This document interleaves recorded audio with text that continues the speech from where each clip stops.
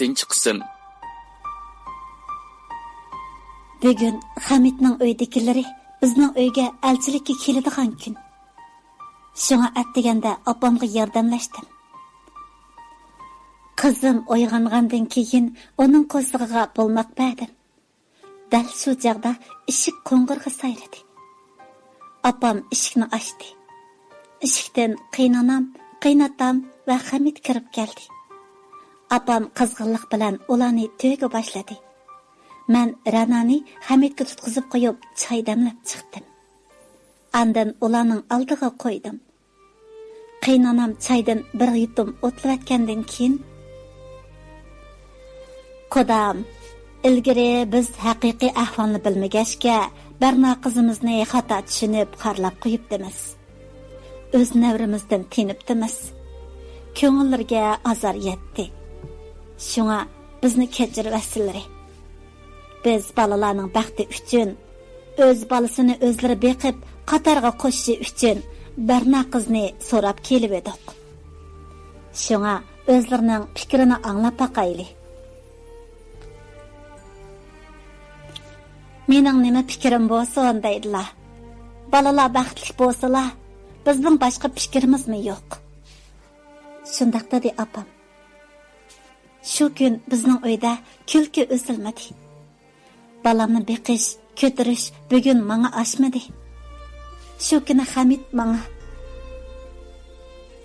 Kech sizni og'il kelman. Dilshod ikkimizni kechlik tomoqqa taklif qilibdi. Qaraganda u Zumrat bilan chiqishib qolgandek turdi. Shung tayyorlik qilib turing. dedi. Men ma'qul dedim. Ular uzab ketgandan keyin qachi-quchilarni yig'ishtirdim. Kechlik o'ltirishga tayyorligimni boshlab etdim. Kechda biz bag'anda Dilshod bilan Zumrat berib bo'lgan ekan.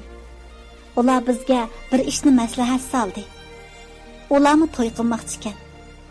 Shunga kimning to'yini avval qilish kerakligini maslahatlashdik. Maslahatda yana biz avval qiladigan Hamid Dilshodni, men Zumratni qo'ldash qiladigan bo'lib tutishdik.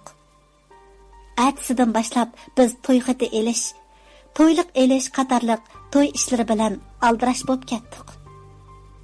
Arliqda Dilshod bilan Zumrat bizga pat-pat yordamlashib turdi. Chin ko'nglimdan ularga ichimda baxt tiladim. Bo'lib o'tgan ishlarni birma-bir kallamdan o'tkazib chiqdim. Kallamda faqat Hamid bilan mangu baxtli bo'lishlar aks etib turdi. Ata to'yim bo'ladiganligi uchun baldirlar aram oldim. Chunki atsi sahar turmasam bo'lmaydi. Bugungi to'y marosimida opam, dadam shunchalik aldirash bo'lib ketgan edi. To'liq o'ttirdagi saboqdoshlarim oldingi to'yimda oliy maktabda o'qiyotganligi uchun qatnasholmagan edi. Bugungi to'yimga Dilshod hammalarni to'nagan bo'g'ashqa, menga vakolatan ularga bog'ga yetkazib bergashga, bugun hammalar degida kelgan edi. Ularni qaytib ko'rib, shunchalik xush bo'ldim. Ular kesh bo'g'icha to'yimga daxil bo'ldi. Ularni haqiqiy ahvolni bilgandan keyin menga tasalli berdi. Ham Dilshodning qo'ldishim Zumrat bilan to'y qildiganligini anglab, shunchalik xushal bo'lishdi va ularga baxt tilashdi. Kun kesh bo'lganda Hamid meni apketkili keldi. Ular taraf to'y ko'chirishga kelgan bo'lib, chilingan Sonay nag'rining ovozi osmon falakka yangradi. Men ko'chirib kelindim. Qaynonam oldingi qitimqiga o'xshash ro'milimni qayrib, peshonamga onalik mehri bilan so'ydi. Men hayajon ichida illiq kulimsiradim. To'yimizning vechirkisi bakmi qizigan edi. Men Dilshod bilan bo'lgan muhabbatlik turmushimdan bugun tal-to'kis ado-judo bo'ldim. Uning bilan faqat do'stlik munosabatimla qoldi. Men mushu do'stlikni abadil abad qalbimda saqlab, uning Zumrat bilan mangu baxtli bo'lib ketishini chin ko'nglimdan tiladim. Bugun to'y kechisi. Hamid ikkimizning to'y kechisi burunqidek o'tmadi. Biz bir-birimizga bo'lgan muhabbatimizni ko'z nurimiz orqali ifodaladik. bir-birimizga to'ymay qarashdik. Ham shirin sevgi lazzatidan bahramand bo'ldik. Biz bir-birimiz bilan tang atqicha mungdashdik. O oxirida menga bu gaplarni dedi. Jenim Berna, buningdan keyin hayotimda qandaqli o'zgarish bo'lmasin, siz to'g'riliq qandaqli ish bo'lsin, sizdan hargiz ayrilmayman. Bu gapni anglab xotirjam bo'ldim. Shu kunidan boshlab turmushim iziga tushdi. Bir oyga yetmagan vaqt ichida Ranani qaynatamla baxtdi. Men xizmatni topdim. Kunlarim ma'nilik o'tayotgan kunlarning birida Dilshodning to'y boqini topshirib elib, xo'shalligimizga yana bir xo'shallik qo'shildi.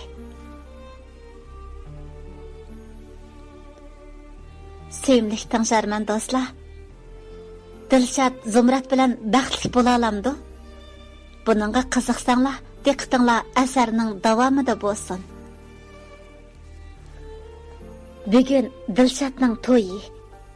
Atdeganda Hamidni uyg'otdim. Hamid, o'rningizdan turing, kechikib qolamiz. Birdam uxlab olaychi, tek boldurg'o. Men tayyorlik qilib bo'lguncha, o'mi turib bo'lar deganni o'ylab, aynak oldiga keldim. Aynakda mening chiroyimga qarab turibli qoldi. Chunki bu chiroyimda ancha-muncha qo'riqlar paydo bo'lishga boshlabdi. Men qo'rqib qoldim. Tig'i amdala 25 yoshga kiribla qo'riq tushkila tursa, 30 yoshga bormayla qirimomay bo'lib qolmamdi. Men mushularni o'ylab, ishtik o'rnimdan turib ketdim. Ham kiyim ishkobidan Dilshodning to'yga atab olgan ko'ynagimni kiydim. Andin aynak oldiga kelib, tujubilab girim qildim. Qishimni tadim. Girimni to'liq qilib bo'lib, Hamidni uyg'otdim. Hamid, endi turing, kechikib qolamiz. Tez bo'ling-chi. Tek boldurg'o, birdam uxlab olay. Onun apsi yalğız. Biz saharrak berib qarışib bermasak, qandaq bo'ladi? Tez turing. Hamid erinchaklik bilan turdi va yuz ko'zlarini yuyib, kiyimlarini kiydi. Andin qaynonamga Rananing kiyimlarini olib berib, keyinroq balani elib berishni tapilab qo'yib mangdi. Restoranga yetib kelganimizda Dilshodning opasi bir qo'lini ishga qilolmay, to'limi aldirash bo'lib ketibdi ekan. Meni ko'rib, o'z qizini ko'rgandek, to'limi xushal bo'lib ketdi. Men tang ularga yordamlashdim. Ular yezisimi ishga o'ch tuqqanlari kepti. Qo'lma-qo'l ishlab, tomoqlarni pishib bo'ldi. Kayni-kaynidan mehmonlar kelgala turdi. Dilshod yiliqi xotirasida tilga olgan Ahmad aka, Xanzu sheriki hammasi kepti. Hatta o'z kantidagi sekretar, kanat boshliqlarining hammasi yetib kelgan edi. Bir ozdan keyin dadam opamma keldi. Deyishib olgandek, qaynotam bilan qaynonamlarni danani ep keldi. Dilshod bugun bek xo'shaldek ko'rinadi. Onunga qarab, mama bek xush bo'ldim. Tushdan keyin soat 2da qiz ko'chirishga mangdiq. Yetib borgandan keyin Zumratning yeniga keldim. Zumrat shunchalik chiroyli bo'lib ketgan ediki, men onunga o'zrixolik aytdim. Zumrat, kechiring. Men Dilshod tarafda aldirash bo'lib ketib, siz tarafga kelib bo'lamadim. Az bo'lsin qabul qiling. Onun aldığa 2 ziyan qo'ydim. Voy, o'xshashqo, bunda qilmasangiz bo'ladi. Ko'nglingiz menga tegil bo'ldi. Bu pulni yedingizga sep qo'ying. Bu pul sizga tava. Bugun sizning xo'shallik kuningiz. Rahmat. Zumrat Dilshodning uyiga ko'chirib kelindi. Dilshodning opasi qaynonamga o'xshash Zumratning peshonasiga suyib qo'ydi. Uzun o'tmay to'y vechirkisi o'ynash uchun yana restoranga keldik. To'y vechirkisi qiyoqas cho'qan ichida oxirlashdi. Bugun putlarim shunchalik og'rib ketdi. Biroq Dilshodning opasining chehradagi xo'shallik, Dilshodning chehradagi xo'shallik, Zumratning chehradagi xushallik menimi texmi xushal qilgan edi. Dilshatning to'yi bo'lib, haftadan keyin Dilshat bizni uyga mehmondorchilikqa chaqirdi. Menmo atagandala yana burunqi odatim bo'yicha uyni biraqur ratlayotgandan keyin Hamid bilan ikkimiz Dilshatning uyiga mangdiq. Ranani qiynanam ep qoldi. Men bu uyga kelgandan buyon Ranani qiynapam beqib kelyotdi. Men bu ishdan bakmo xushal edim. Biz Dilshatning uyiga keldik. Eshik qo'ng'irog'ini bosdim. Eshikni Zumrat ochdi. O men bilan yuz yiqishib ko'rishdi. Uyga kirganimda Dilshatning opasimi, singlisi, inisimi batdi. Dilshatning opasi meni ko'rib shunchalik xushal bo'ldi. Menmi uning bilan qang'ichi mungdashdim. Rostini desam, men bu ayolni o'z opamdek yaxshi ko'rib qolgan edim. Zumrat birdamda oldimizga dasturxon soldi va o'xshitib etilgan lag'manni oldimizga qo'ydi. Rostini desam, bu uydagi nopos soni Zumratga ig'ir kelami deganlarni o'ylabmi ulgurdim. Singlisi bakla chaqqan qizgan. O oldimizga tamoq to'shib Zumratga tangmi-tang yordamlashdi. Men yordamlashay desam, Zumrat faqat unimadi. Tamoq yeyilib bo'lgandan keyin Dilshatning opasi so'z boshladi. Qizim Barna, siz o'z qizimdekli bo'lib qoldingiz. Zumrat bilan Dilshat Shernoy damdo, bir sayohatga damdo, bir bordiganning ishi bordek turadi. Shunga sizlarni billa bosimmikin deb chaqirtgandim. Shunga taklifimni o'ylashib ko'rsangiz. Men oldi bilan cho'nglag'i deb baqay. Agar qo'shilsa, menda chatoq yo'q. Shu arada Hamid gap boshladi. Ata yakshanba idordan hafta ruxsat so'rab, to'taylan bizning mashinada borayli bo'ldi. Shunda qilib biz ati boradigan bo'lib, ularning uyidan xo'shlashdik. Men intayin xushal edim.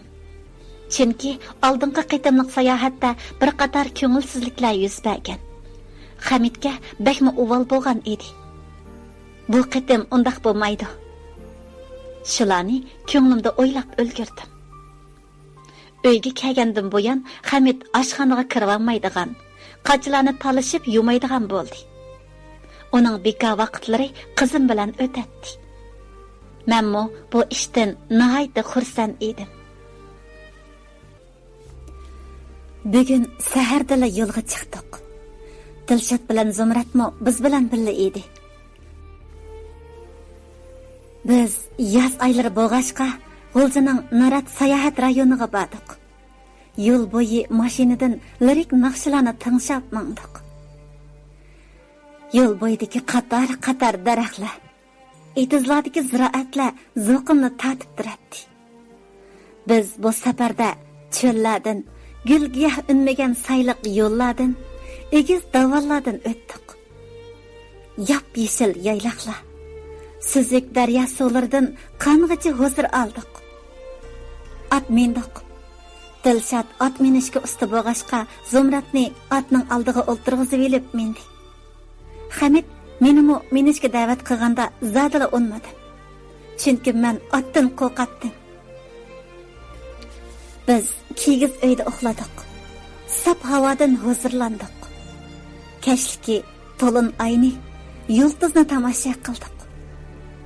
Men haqiqiy baxtning nimaligini amdilatdan his qilib o'tdim. Agar birsi mendan baxt degan nima deb so'rasa, men ularga haqiqiy baxt degan o'zi sevgan odami bilan mangu birga bo'lish, uning qayg'usiga, xushalligiga tang jo'r bo'lish, uning mo'risiga beshini qo'yib tatliq uxlash yoki oyga qarab paranglashish, yulduz sanash. Mana bu men uchun eng zo'r baxt deb javob bergan bo'ladi. Mana men dal bu baxtdan huzur olg'uchi edim. Atisi to'taylan birga tamoq yedik, birga bozor chigladik.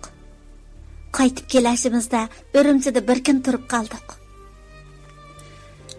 Kashda birga adabiyot san'at kechiligiga bordik. Yo'lda menish jarayonida Zumratga dedim: Dilshatning uyida odam ko'p bo'lg'achqa, tamoq etish, kir-jo'sh ishlari sizga ig'ir keladimi? Yaqay, men undaq o'ylamadim. Ular mening o'z opam, o'z eni singlimga o'xshash. Ularni meni o'z ko'radi. Men ularni o'zimga yuk deb o'ylab boqmadim. Men nihoyatda xushal edim. Chunki Dilshat nihoyatda yaxshi bir xotin olganligidan, uningmi baxtlik bo'lganligidan xushal edim. Biz oxiri uyga qaytib keldik. Biz uyga kelib, qaynatam, qaynonamlarga, Ranaga olgan sovg'atlarimizni to'kib etdik. Rana tuyuqsiz meni opa deb chaqirdi. Ayron qoldim. Chunki bu qizimning tunji tili chiqishi edi. Ranani quchog'imga elib, yana bir danga qizim, "Tatta" degan gapni deyaladi. Hamidmo nihoyatda xushal edi. Qizimning tili chiqishi hammamizni bakli xush qilayotgan edi. Mencha bo'lsa, bumi bir baxt. Shu zaman opamga telefon urib, sog'-salomat qaytib kelganligimni, ata Ranani ilib borganligimni aytdim.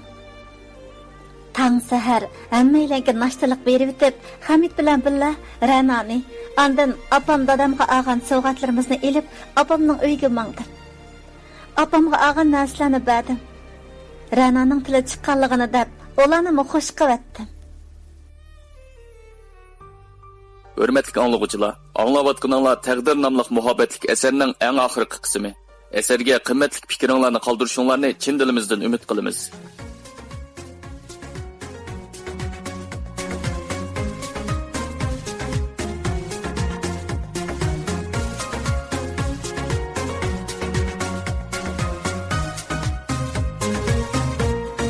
Yürekte yaşlıdan sen yalnız gülüm.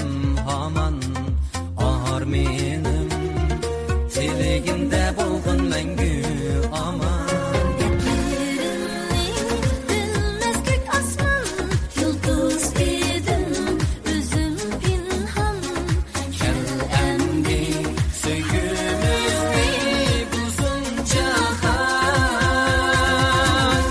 Sen benim hayatım, bahar çalıgan.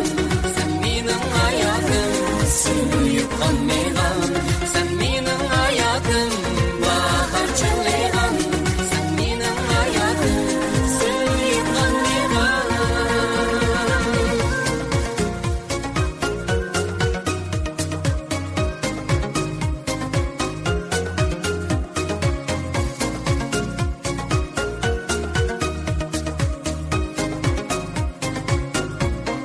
Sen için hayatımda yalnız gülmen, aman çırağım. Yollarımni bassa eğer tuman. Rakındin yazsa ot gülhan, yirak dursun esed dicran. Kel emdi söygümüzni buzun cahan. Sen benim hayatım, bahar çalıgan. Sen benim hayatım, suyup kanmaygan. Sen benim hayatım, bahar çalıgan. Sen benim hayatım, suyup kanmaygan.